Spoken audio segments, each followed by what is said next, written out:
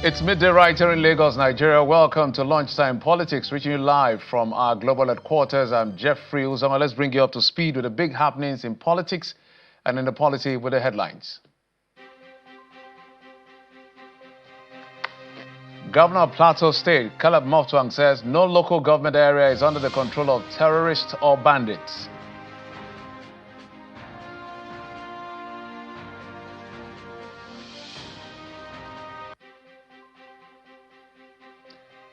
Executive Director Yaga Africa, Samson Itodo, decries what he considers aberration in conduct of local government elections by subnationals.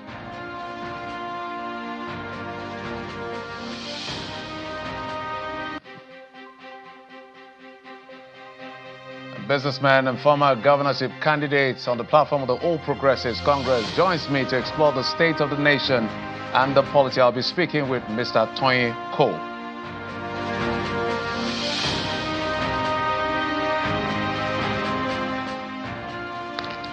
Thanks again for staying with us on the program. Let's begin with what just came in from Kwara State, where the High Court there has sentenced an Islamic scholar, Abdurrahman Bello, to death by hanging for killing a final year student of the College of Education Ilorin, Hafsan Lawal.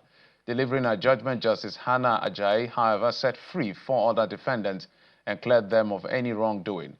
The offense was said to have been committed on February 10th this year, in the Olulade area in Ilorin, as the victim was said to have been invited by her boyfriend, Abdurrahman Bello, an invitation that later led to her death. A gruesome murder, we must add, after they both had an affair.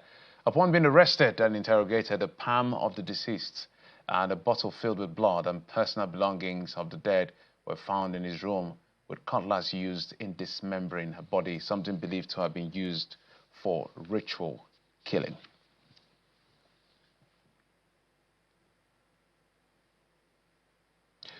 And still talking security, the governor of Plateau State, Caleb Moftuang, says no local government area in the state is currently under the control of bandits or criminal element.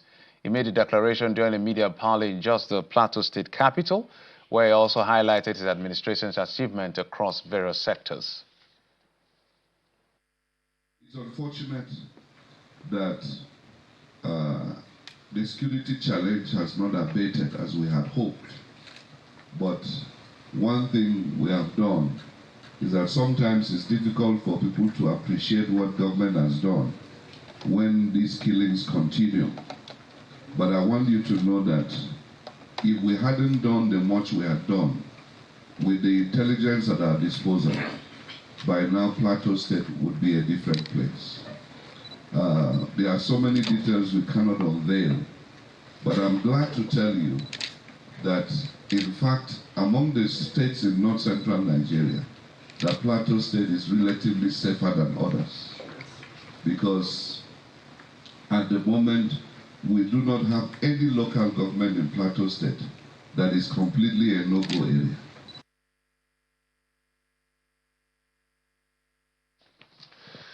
And away from the issues around insecurity or security in that sense, let's talk about politics and election management. Earlier today, we had a conversation with the Executive Director of Yaga Africa, Samson Itodo, where he raised concerns over the state of the management of elections at the subnational levels, especially the local government administration levels. Let's take a listen to him.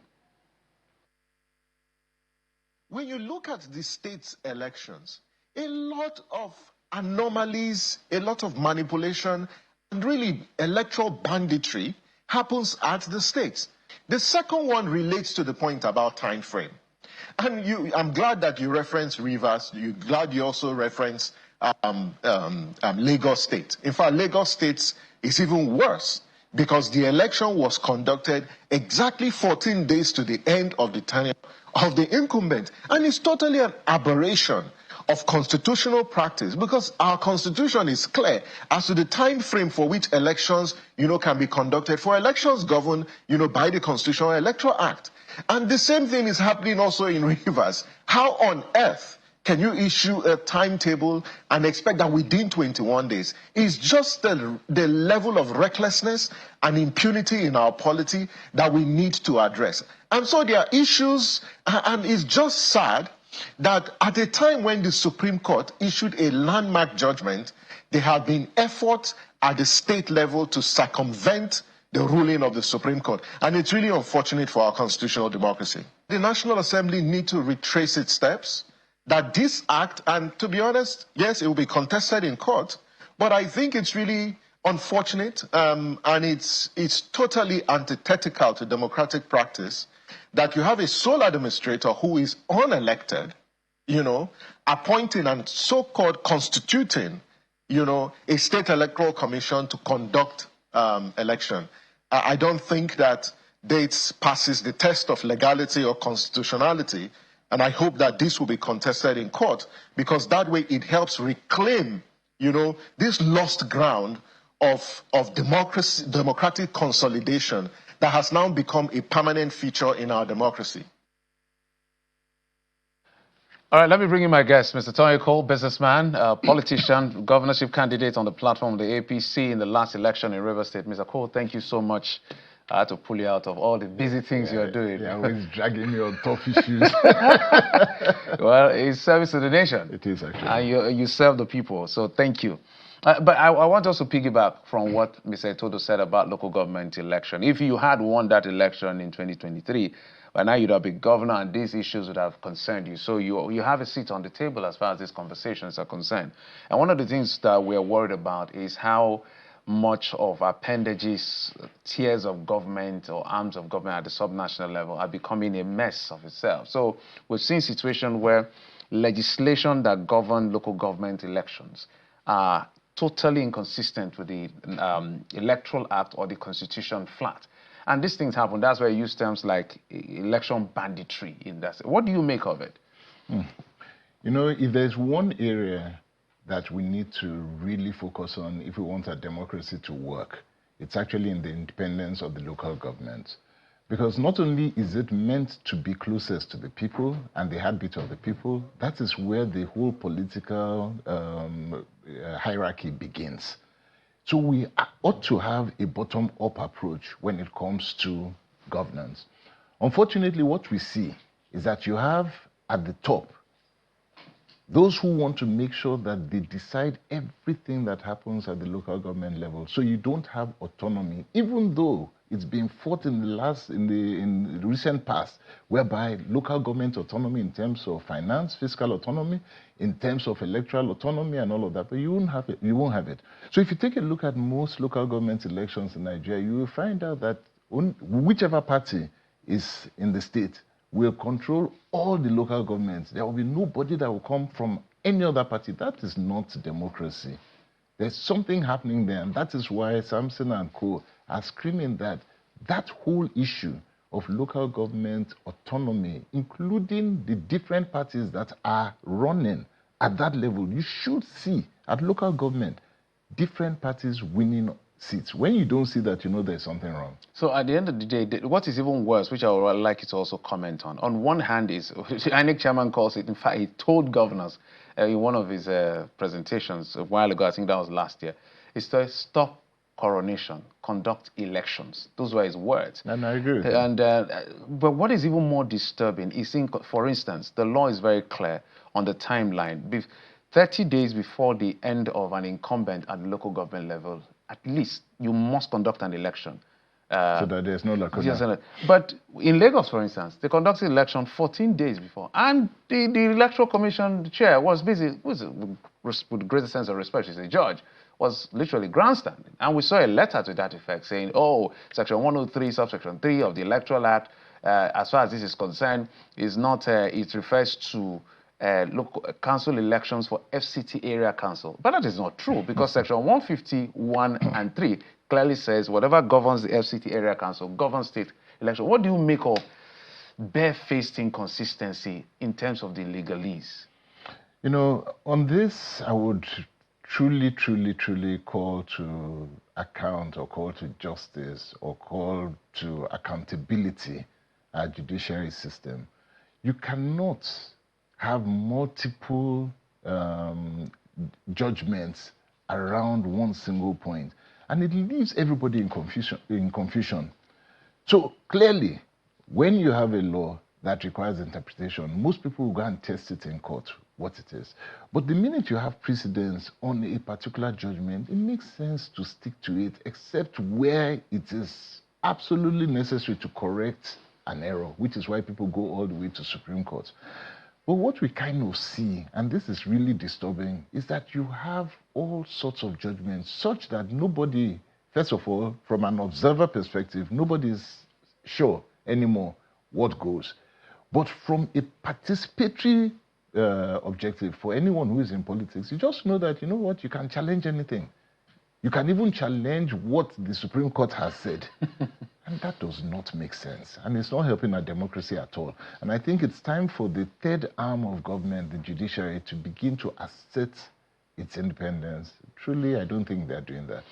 Okay, we may come back to the issue of the legalese on one hand, because something just crossed my mind, but I'll let that later. If I remember, I'll bring it up. But let's talk about the politicking that is going on. A man you're quite close to, friend of yours, an ally of yours, Rotimi Akeredolu, made a big comeback in Rivers State. In fact, it was a big deal. The airport everywhere was filled with people, and he was saying, look, it's coming to mobilize, and this game has to be taken to another level. Of course, he doesn't mince his words. He said the president has to go, because in his view, the president has not done well. So first question, are you in alignment with Rotimi Akeredolu? Are you moving from the APC to the ADC? Well, I haven't moved from the APC to the ADC, and I believe that as we develop our political identities, everybody ends up speaking exactly for themselves.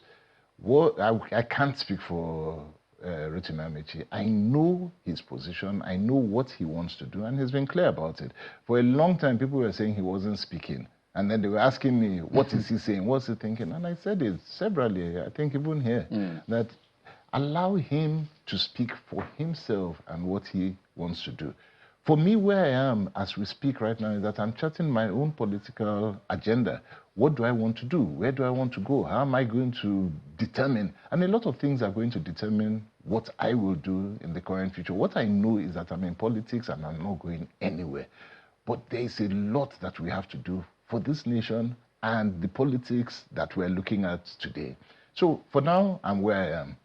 What will happen tomorrow, I cannot say. But right now, I remain in the APC and we'll wait to see where that will take me. So for you, it's not you're not bothered about, you don't think, what's your assessment of the management of the country under the APC? You guys have had it, with the greatest sense of respect, 10 years now, in total, plus. If you consider the late Muhammadu Buhari's time and 2 years of Bola Tinubu, different persons, different approach, different result. What do you make of it? You know, I think Nigeria has been very difficult to manage for many reasons. What I think about where the APC is going today, I've said this before, some of the long-term policies that have been put in, some of the policies that have been put in place will see long-term benefits, and that's clear. So I don't worry about that aspect of it. Where the challenge has always been are the immediate benefits, the immediate policies that must be dealt with. And I don't think that that has been done adequately. And I suspect that we have to focus on making that happen. You know, long-term benefits work over time. But if you are not addressing what people need today, they will continue to complain every single day. People are hungry, people feel insecure, unemployment is rife. All of those things are realities that must be dealt with now. How are you communicating that? How are you dealing with that? And I think those are things that must be improved on. And every government, if you don't improve on that, you're going to have problems. Apparently, whatever the government is doing may not be working. I stand to be corrected, because if it is working, people would not be complaining. In fact, I've spoken to the spokespersons and people that represent the government. The answer is always it's a short-term pain for a long-term gain. But Nigerians say they want to be alive. Their life is for the living. So what is it that you think can be brought to the table in terms of, well, I call it a stopgap measure or a buffer in that sense to close that gap that is, it's a very big gap. People are falling way deeper into poverty intensely right now because of purchasing power has gone down, businesses have closed, even though the macroeconomic data are looking in the right direction for some of them. But the man on the streets, he wants to be happy. fairly enough. He's not asking for too much. The electricity bill is killing him. Pump price is getting used to it, but it's still killing him. What do you make should be the immediate high-impact area of intervention that we need now? You know, incidentally, I had a meeting recently, just recently before coming here, and one of the areas that came to mind almost immediately was that it's only very recently that Nigerians began to complain about food, just the access of getting food. It was never something that you used to think about because Nigeria is very fertile land, and most people could get food to eat without having to pay much. What has led to all of that has been a lot of insecurity in the areas where people used to go to farm easily. So the one thing that we need to be able to deal with is hunger. And to be able to deal with hunger almost immediately, there are certain areas that you have to prioritize as food belts that you must deal with. A president used to tell me that one of the places that you can absorb a lot of people almost immediately is in the agriculture area. Absorb them, they come in, they have food, they have shelter, wherever they're working, and you have taken two major issues away. Because of insecurity in vast areas of our nation, this has become a problem. Shelter has become a problem, so IDPs are now a major issue. Food has become a problem because those who go to farm are no longer doing it. So if you ask me, one of the things that we need to be able to deal with is how do we ensure that agriculture remains a major aspect for the masses who need to feed. If you don't deal with that, we're going to have a very big problem. It's something that must be immediate. And do you think it's something is being done? What do you see? Because we saw recent tractors. Okay, let me break this down as much as I can. The challenge is we see a lot of movement, perhaps mobility, because there are so many moving parts. But impact is limited. It's not as effective as it should be. That missing link between so much initiative and programs that has been pushed out by successive administration and the inability for it to impact people aggressively to lift them. You know, it's a big challenge here. Now, you're a businessman, not just a politician. And fair enough. And you see, there's a reality called perception. And understand the dynamics here. There's a reality called perception. Perception is something that people think based on what they see you do. Now, and it's a reality in our polity. If we're talking about let us tighten our belts, we're struggling for long-term gain and all of that, that must be visible in all of us. So if somebody is sitting down and watching and does not see your lifestyle change, but you're asking him or her to struggle and wait, they're not going to listen.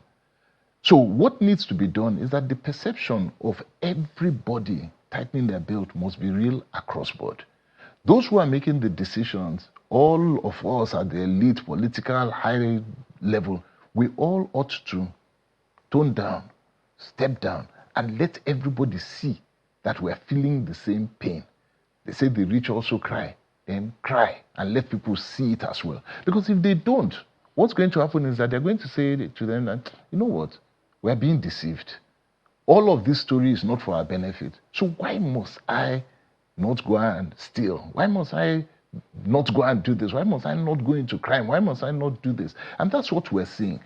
Those who are being pushed further and further into poverty are looking at their leaders, looking at their legislators, looking at all and saying, your life has not changed. In fact, it's the other way around. If I enter into politics, maybe all of a sudden my life has changed. I will become rich overnight. So why bother?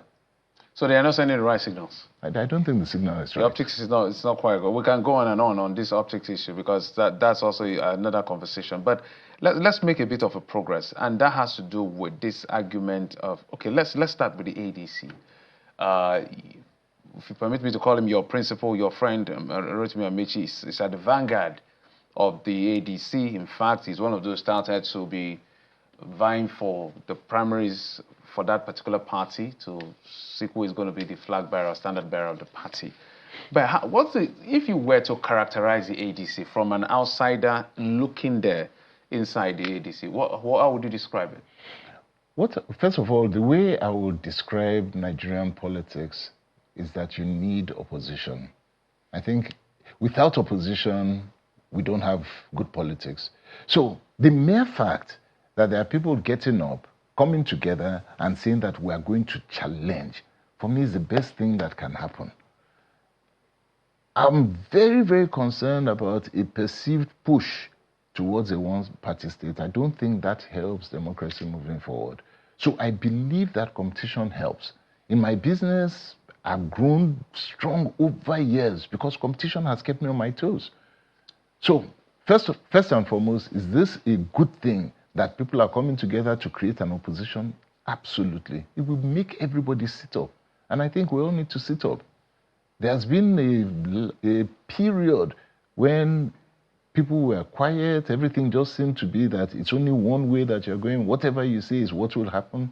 I don't think that is right for us. I believe that we need competition. As much as it is a competition, let's look at the players. It's literally the same set of players. So it looks like the politicians alternating position to create new forms of political hostilities.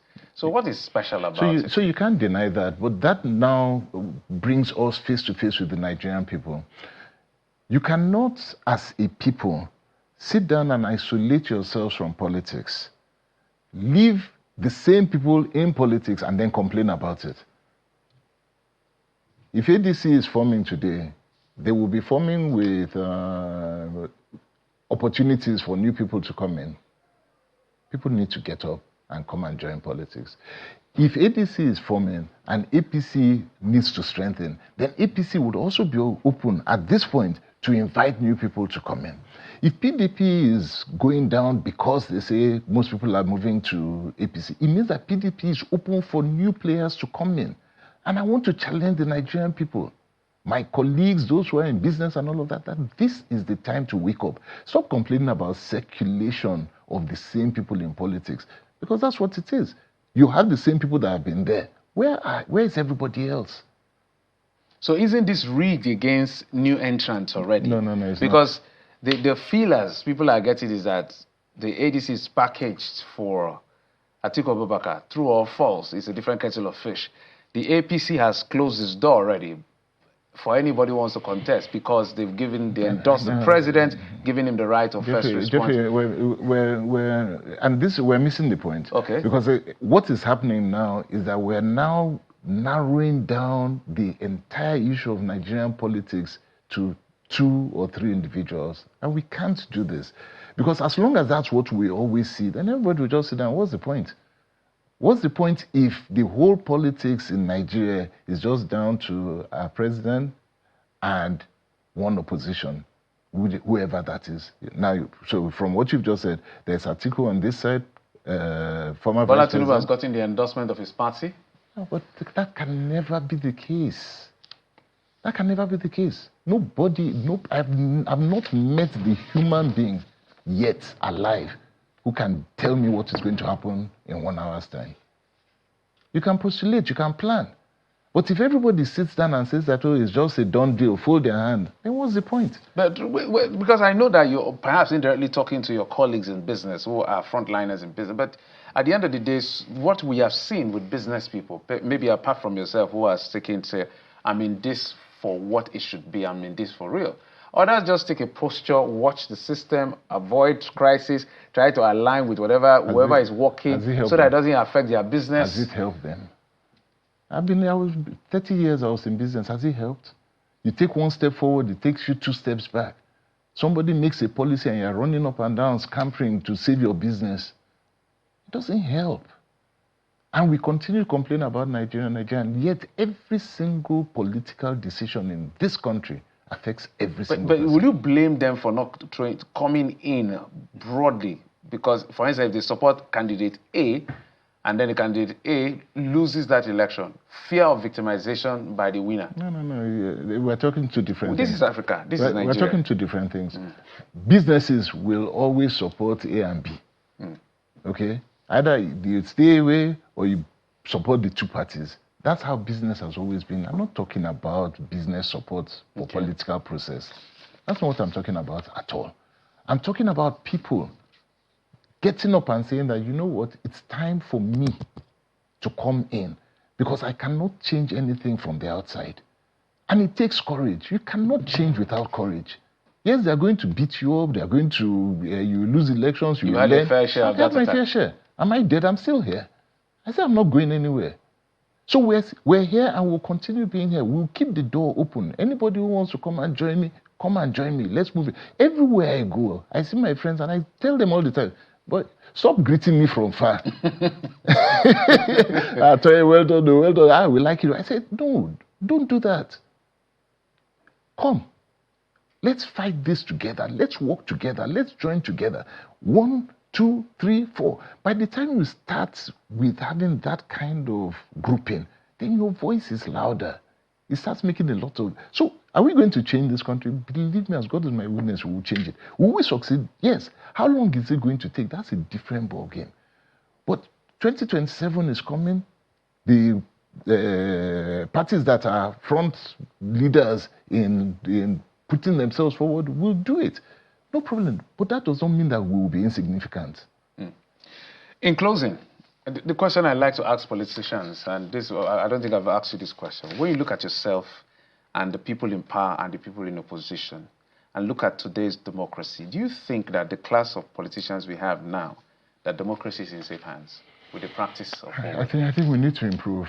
I think democracy is about everybody. It has different segments, okay? And it cannot just be one type of person or one group or one tribe and all of that. That would never work. And so you need all sorts of people. And it's that coalition of the unlikely that we need to bring to fore. So it's a coalition of the unlikely. We need to bring different people into the room. My responsibility is to stand and represent a particular type of demography and bring them into the room so they also have a voice. So it's work in progress and we'll get there. Tonye Cole, businessman, governorship candidate of the All Progressives Congress in the last election. We're not sure which party is going to run on in 2027, but I can guarantee he's going to run because he told me that. Thank you, sir, for coming, and I appreciate your taking our time despite your schedule to be here. Thank you. Thank you so much. Always. And that's it on the program. I'm Jeffrey Uzama. You've been served on Lunchtime Politics. Bye-bye.